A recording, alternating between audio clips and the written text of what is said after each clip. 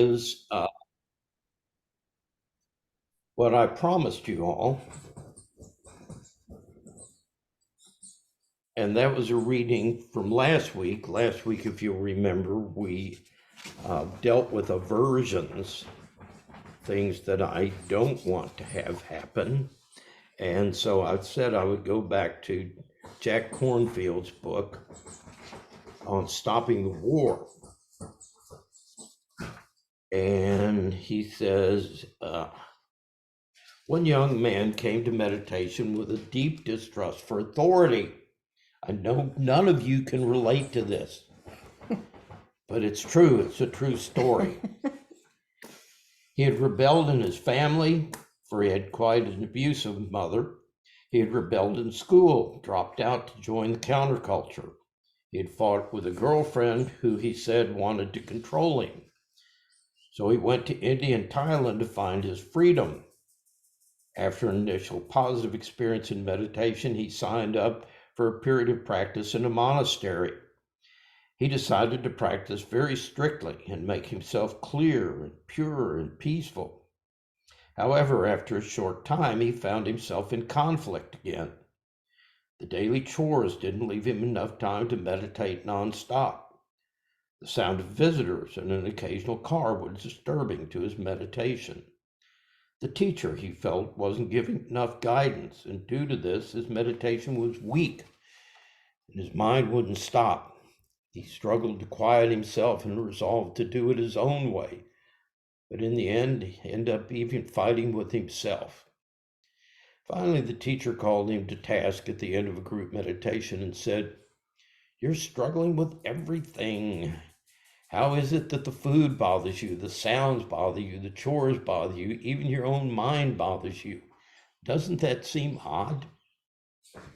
What I want to know is when you hear a car come by, does it really come in to bother you? Or are you going out there to bother it? Who's bothering who? Even this young man had to laugh. And at that moment was the beginning of his learning to stop the war. So, ego arrays itself against everything in the world. It's a constantly moving target. That's why you never feel satisfied, because monkey mind is designed to create problems. This problem gets solved. The thing it got solved with will be the next problem that you have. And you need to stand back and get enough perspective on your life to begin to see this pattern. That the way is not to get the world to conform to what you like or don't like. That's why our country is getting angrier and angrier. I want to have this restaurant so that I don't have exposure to any allergies or this, or I don't like that, and I want bottled water. And it's like, no, that's totally the wrong tack as a country to take. And, the old story of the princess wanting her dad to carpet the world so she didn't hurt her feet. And eventually, one of his advisors says, "Why don't you just carpet her feet?" So she's got carpeting everywhere she walks. And that's the origin of slippers. So, what meditation does is give us a pair of slippers so that we let go of ego, of the I don't want. And today we're going to look at letting go of the I want, the two causes of suffering. Well, one of three. So this is one of my favorite people, There's Nothing Wrong with You, by a woman named Sherry Huber. And at some point, if you're going to pursue a spiritual practice, you must find the courage to stop the beatings for long enough to find out that who you are is goodness. This is why we have meditation practice, to learn to sit still with whatever is happening. To learn that everything going on in your head cannot be compared to wisdom or enlightenment. It's just stuff. It's stuff that we're hooked into, what we're identified with, what we cling to trying to maintain the illusion of a self. That's all that scrambling is. It's just our conditioning. Something goes wrong, someone disapproves of us, or we disapprove of ourselves, and we go into high gear to try and get it right so we can get everything put back together. Well, when we sit in meditation, we don't scratch if we have an itch. And this drives people crazy. I've had people say, this is demented. How could not scratching when you have an itch have anything to do with a spiritual practice? Well, it has everything to do with the spiritual practice. Because it's precisely that it itches and I must scratch. That's the compulsive part of Shenpei, who wants to make you do something. It's at the root of most of our suffering. But if you can just notice that it itches and go, ha, itching, and not do anything about it, you can realize in that moment that you're having a conditioned response to a sensation. You don't have to take it personally that you're conditioned. You don't have to react to it. You don't have to fix the part that's conditioned. And if you learn once that you don't have to react that way, you begin to be free of it. You prove to yourself that you won't die, you won't go crazy, and parts of your body won't fall off, even if your judge is telling you that. You just be there, be perfectly fine. And then something hurts, and you can sit through that. And it just becomes interesting because you're in a place of non-resistance. It's just kind of fascinating how it hurts there, and pretty soon it hurts here, and then it doesn't hurt at all. Cherry, apropos of the paper you gave me. And then you think, my leg was hurting it, and you're sitting there quietly breathing in and out. And this little voice says, well, where'd the pain go? And suddenly you're in pain again. So we just learned to sit still. But maybe you're obsessing about something, and the voice says, I can't sit here. I can't stand this. I've got to get up and do whatever. And you just sit there. You don't react. Or maybe you become interested in obsession itself. What is obsession? How do I do that? What's the payoff? Well, pretty soon you lose interest in that and you get bored because it's not making you do anything. Then you turn your attention to boredom. What's boredom? How do I do that? What's the payoff for being bored? And you just sit there. Eventually, it all begins to quiet down. In the same way, when something happens in your life, you no longer believe you have to react to it. You've sat still through so many I can't stand this is so many emergencies, so many life and death issues that you no longer believe in them. And in not reacting, the very energy, the karmic conditioning that's behind them begins to feed on itself. This is what we now call burning up the old neural pathway. It's no longer feeding on you because you're not giving it energy. And eventually it simply burns itself up and burns away. So this is how we change. It's effortless. What we don't do, not what we do. That makes any sense. So are there any questions before we go into the meditation? I've got everybody muted, so if you have a question, you'll have to unmute. Okay. Well then, So be it. head monk, keeper of the gong. She's in dual capacity. It's a big power grab over here.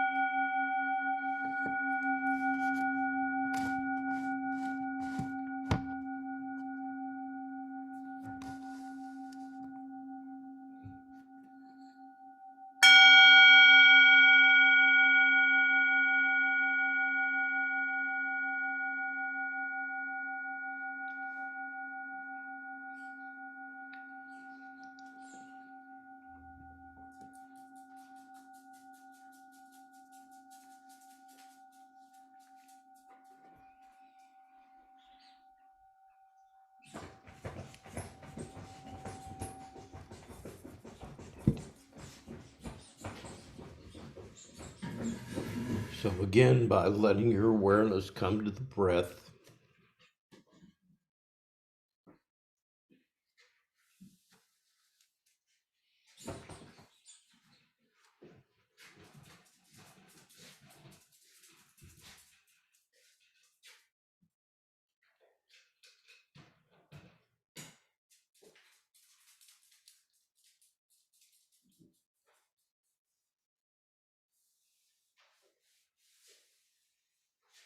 taking refuge in the breath,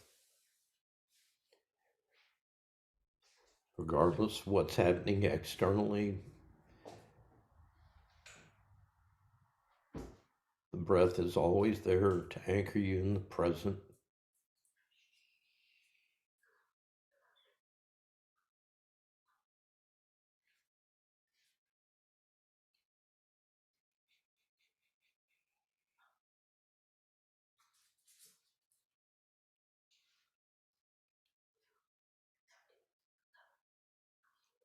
The in breath,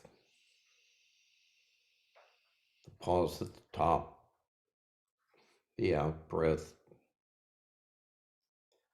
the pause at the bottom.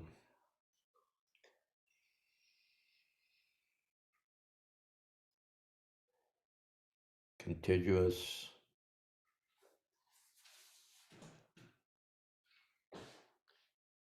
effortless.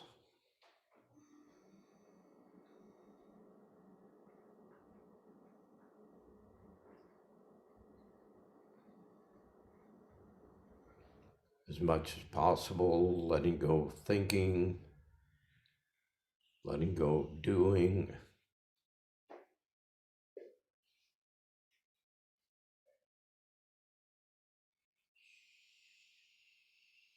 stepping back from the world,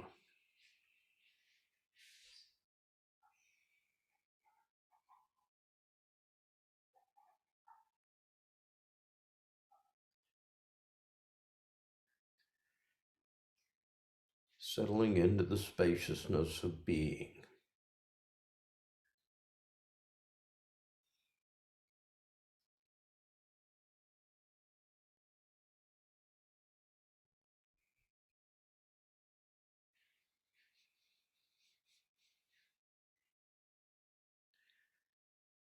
Layering on awareness of the sensations associated with breathing,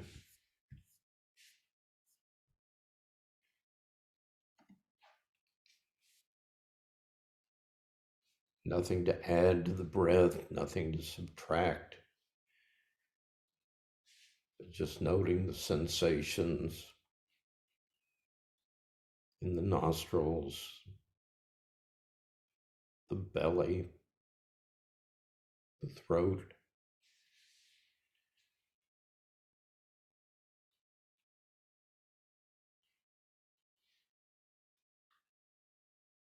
Wherever your awareness is most easily drawn.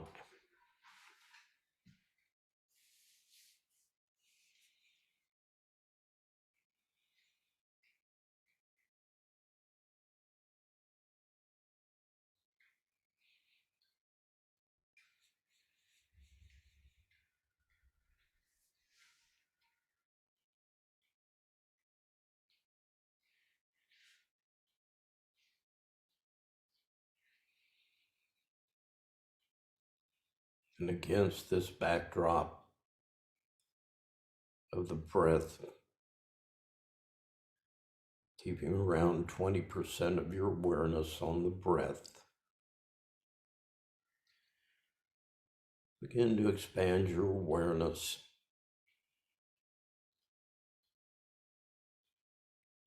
to the mind-body state.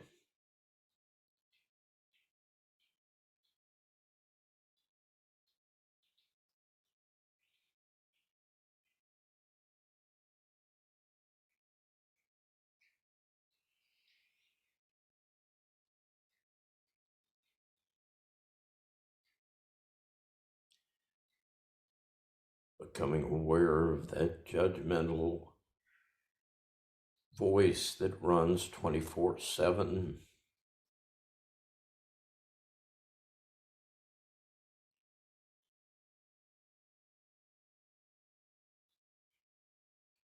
constantly saying how the world should be, how you should be, what should be and shouldn't be, what has to be done, what needs to be eliminated, and stay in touch with the breath and its flow.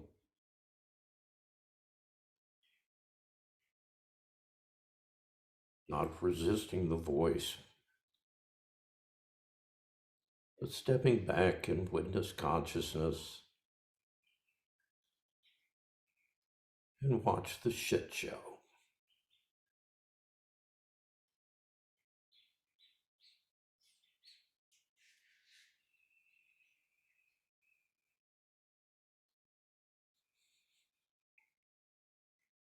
If you lose touch with your breath, if you start becoming anxious, just bring your awareness back to your breath. Start building the pyramid again.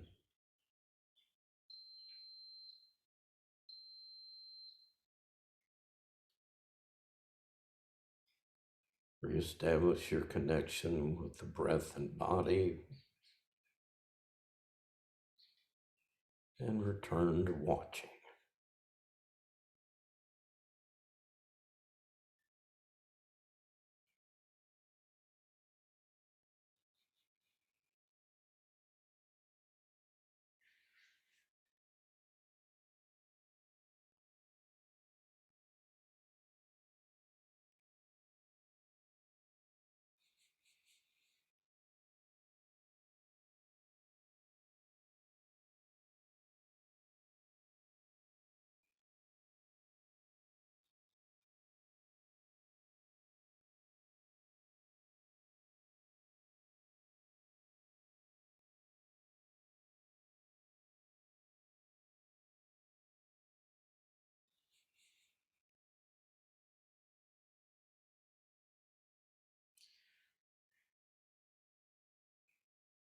Once you've established connection with the judgmental chatter,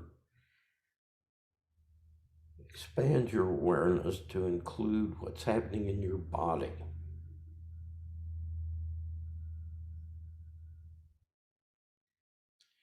Not analyzing, not judging,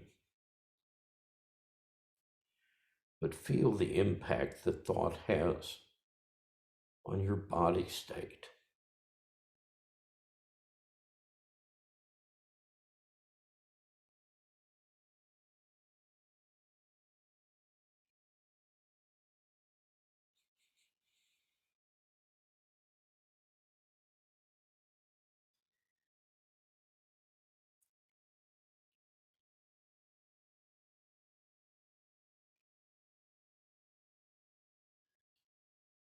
Feel the compulsive quality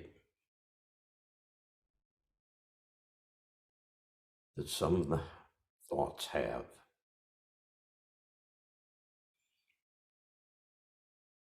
Their insistence that you do something.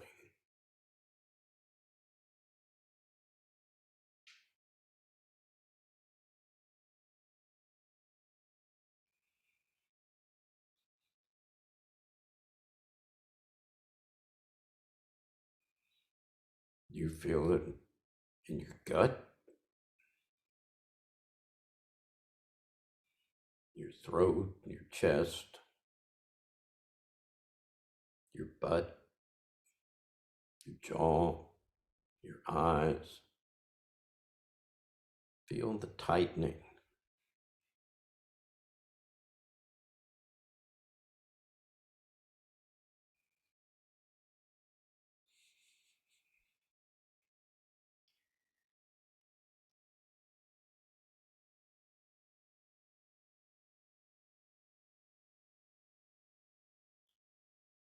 And simply allow these sensations to be present.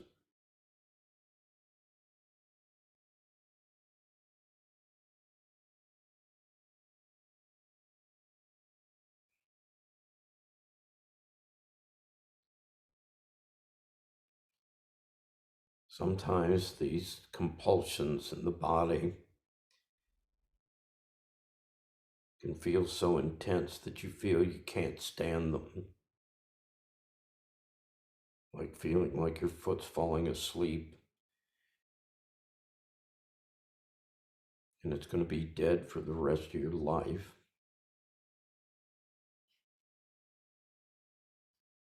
And tolerate it just as long as you can.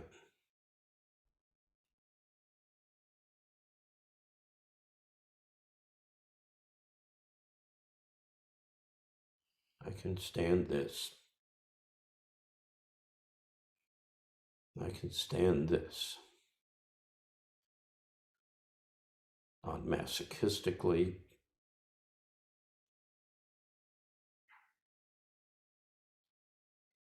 but out of a longing to be free. Free from acting on every compulsion.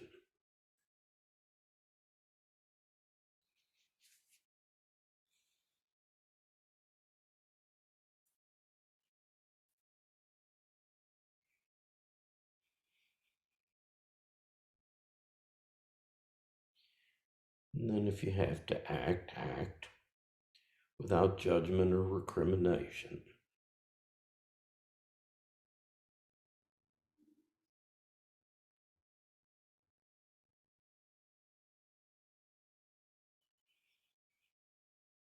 Then coming back to the breath,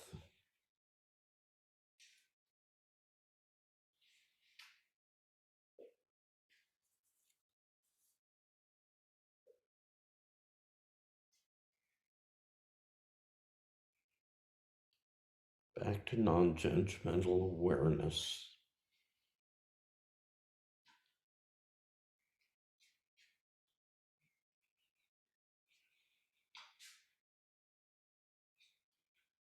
Watching the quality of the voices.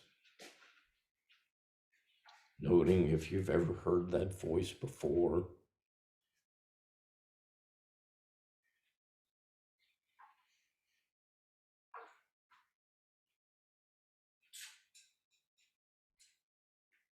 The repetitive, nagging, judgmental quality of the monkey mind.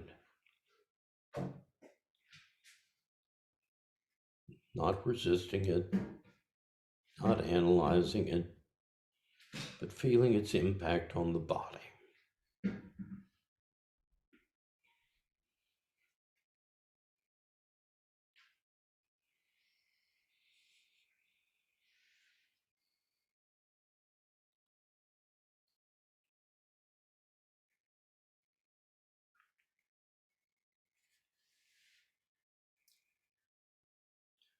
Watching how the mind reacts when it doesn't make you do anything, how it ups its game.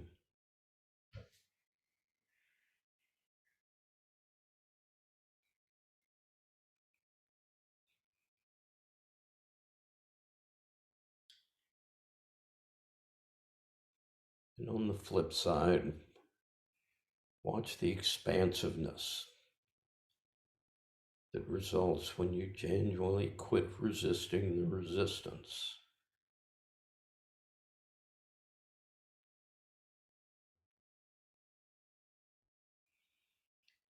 Settling into it, allowing your awareness like the sky.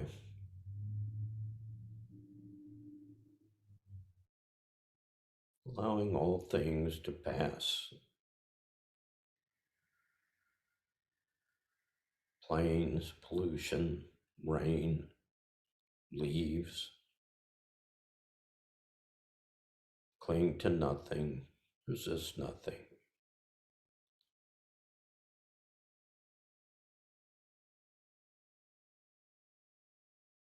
Just the spaciousness of awareness.